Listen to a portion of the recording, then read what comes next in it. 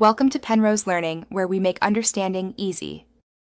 You start by confirming compatibility, desktop Outlook or Outlook on the web, and an Office 365 account.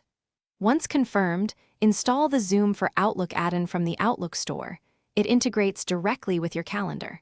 Sign in to Zoom and grant calendar and mailbox permissions so meetings appear inline. Make sure to restart Outlook if prompted. This avoids sync gaps and sets up the add-in to create and edit meetings from your inbox or calendar without switching apps.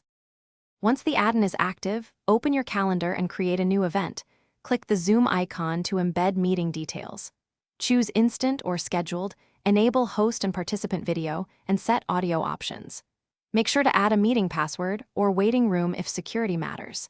Use advanced settings to add alternative hosts and customize the invitation text so attendees get clear joining instructions.